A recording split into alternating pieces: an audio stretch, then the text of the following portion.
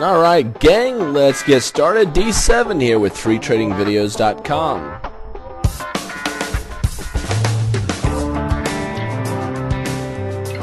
Alright, let's take a look here. Markets come crashing down. Man, we're down 5% on the Dow yet again. S&P down 6%. Nas down almost 5%. Russell's down 5%. VIX, I mean almost 70. Insane, crazy, just nutso. Markets are hurting, and all the people out there that are buying are trying to pick bottoms, and they're purchasing. If you're purchasing and if you're buying in this environment, it's insane. Bad things happen. Let's zoom in here. Right here, we had a little quiz on the last video. We talked about what was this reversal pattern, and for all those that had bearish Harami, you win the gold star. And that is right. Normally you will have a drop after that. If you make a lower low, you should continue down, and sure enough, that's precisely what happened to us here.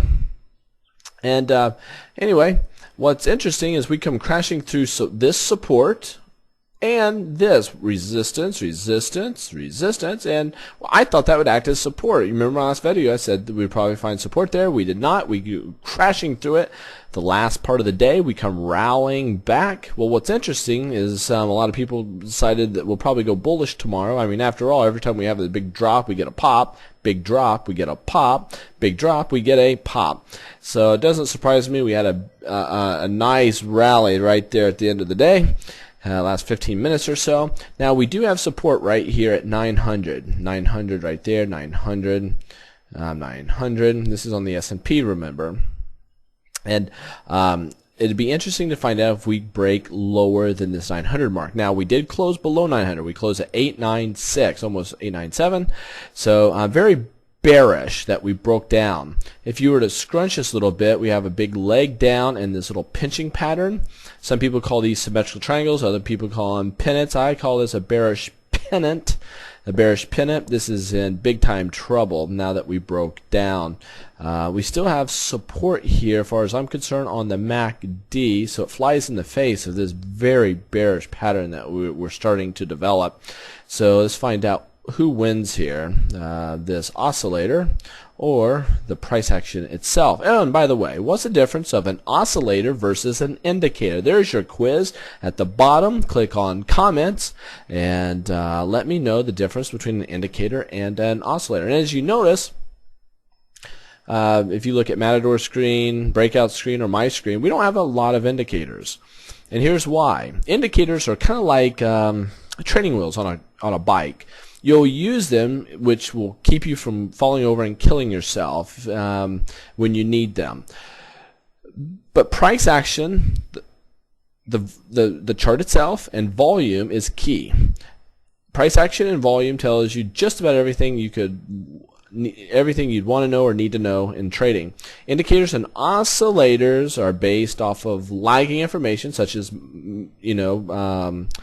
your price action and your volume. Sometimes time and volatility plays a part in that, but they're lagging because they're taking historical data, putting them into their cute little formulas to come up with some sort of formation that actually that formation is showing you something that you should have been seeing already in your chart. So become very proficient in chart reading. That's the name of the game. Be very proficient in that.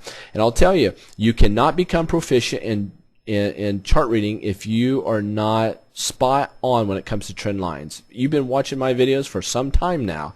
You have probably over 100 on this website just of mine alone. You see the importance of trend lines. Don't blow them off. Trend lines, I've been trading over 10 years, are of the utmost importance. It tells you what's happening.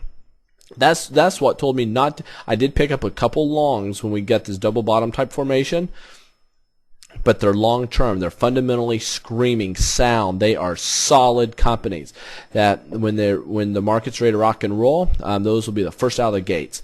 Now, but I'm in a lot of cash right now. I mean, precisely why you're not seeing a lot of trades at this moment from Breakout Trader, Matador, or myself. You're not seeing them because you can't swing trade in this environment. Why? Because we don't have, I mean, you'll have 3 legs down or 3 bars down, 2 up, 1 down, 1, 2 up, 2. You don't have 5 to 6, 7 day runs. I mean, this was our biggest leg that we had in a long time a couple weeks ago. That was a great run. I pulled some great money off the table on this drop here. But look at this. You drop, you go up a day, you go down 2 days, you go up 3 days, you're down 2. You cannot swing trade that. What does swing trade mean? Swing trade means that you have a trade on for about 2 days to 2 weeks. Usually it's around 4 days, 5 days tops that you hold a trade, and you're looking at it, managing it on a daily basis. That's a swing trade. You can't swing trade this market. You're either day trading this or you're in cash. I'm holding a lot of cash right now, and I believe so is Matador and Breakout, holding a lot of cash. But we are doing intraday trading, and because you still got to make your money, you still got to pay the bills at the end of the month. So we are day trading at this moment. But I think what's key is focusing on the broad markets. You have to know what the broad markets are doing. So what I'm going to do here is go to the Spiders, which is the ETF on the S&P broad market, and we're going to take a look at the weekly. Here's the weekly chart. We get this nice downtrend, swing low, swing high, swing low, swing high, and a crash. And check this out. We kind of have that pinching pattern again. Do you see this? Let me show you. We have that and this right there. What is that? Bearish pennant. Bearish pennants. They're very bearish. This is on a weekly, remember. So this could get really nasty and soon. Look at this line that I have here. Let's go back in time. Look where this goes back 2002, 2003 area right here. You can see the dates down here. That's that line, and that's precisely, let me get this back here and blow this up.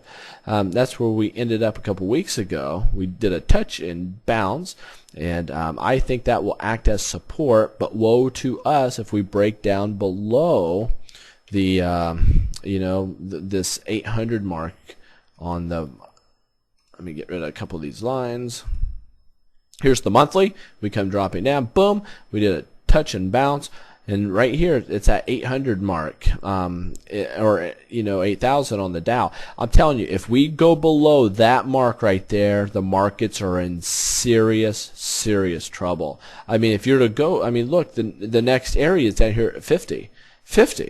If we go below 80 on the S&P, 50 is our next stop, and that would be just certain death. Here's a double top formation. Technically, it's not a double top until you go lower than this. If you go lower than this, that confirms your double top. That is an M. M stands for murder, and on a monthly chart, you do not want to see a double top, solidify. If you see it come to fruition, you see a double top happen, watch out. We'll be making tons and tons of money for us that know about bear ETFs and how to play puts and sell short. But for the masses out there that haven't taken it upon themselves to learn to properly educate themselves, to learn about the financial side of things, they're in big trouble. Being in a cash, burying it in your backyard, putting it in a safe deposit box is by far the best thing to do. Now, I have just about made a 9-minute video at this very moment. Why did I go so long? It's simply because of this. I'm heading off to a cabin with my family, and I'll probably bring a fishing pole with me or two and get a line wet and enjoy some R&R, rest and relaxation, and boy, I'm looking forward to that. Markets being choppy like they are, it's a great time to take a breather and get away for a little while. I'm absolutely 100% positive Matador and Breakout Trader will take great care of you and keep you up to date on the videos. So listen, here's your little nugget of truth. Nothing is more paramount than capital preservation. Whatever decision you make that helps you in capital preservation is a good one. So be careful out there in the markets and always trade with a stop loss. Take care and happy trading.